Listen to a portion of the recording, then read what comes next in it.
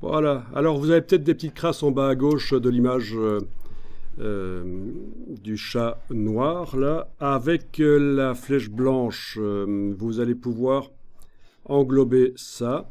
Il va peut-être falloir passer en affichage tracé, CTRL-Y pour y arriver. Mais sinon, voilà, avec la flèche blanche, on peut englober les crasses. Ça dépend du paramètre de vectorisation que vous aviez mis.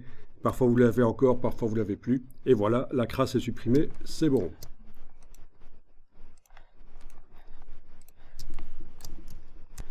On sélectionne tout, CTRL A.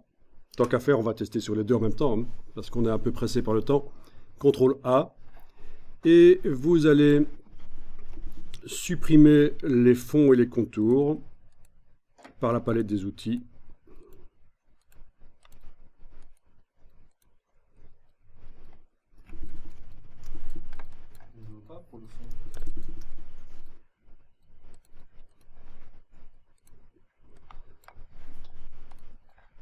Voilà.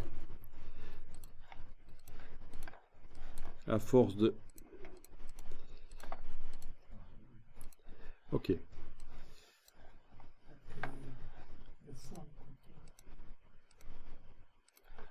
Sélectionnez tout. De toute façon, celui de droite, c'est pas grave, parce qu'on va lui mettre une brush maintenant. Ok, alors, on va faire apparaître la palette des brushes. Menu fenêtre, forme. Puisque c'est le mot français pour les brushes, forme. Vous agrandissez.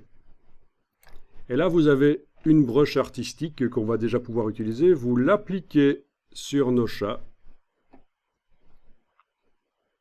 Voilà. Et qu'est-ce que vous voyez?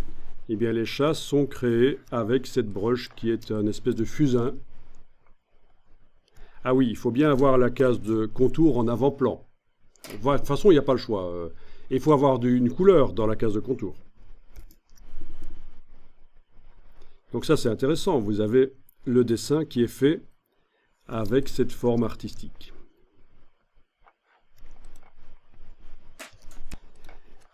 Je sélectionne à nouveau le tout et je vais tester d'autres brushes que je vais aller chercher dans le bas à gauche de la palette des formes. Vous avez ici artistique et vous avez par exemple artistique crayon, fusain, crayon, prenons ça. Donc c'est une palette qui s'ouvre et que vous pouvez agrandir et cliquer sur les différentes brushes pour regarder ce que ça donne.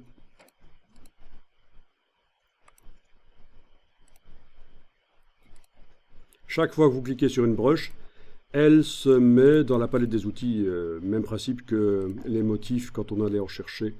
Voilà. Donc vous pouvez faire un dessin au bic et le scanner ou le photographier, et dans Illustrator donner l'impression qu'il a été fait avec une autre technique.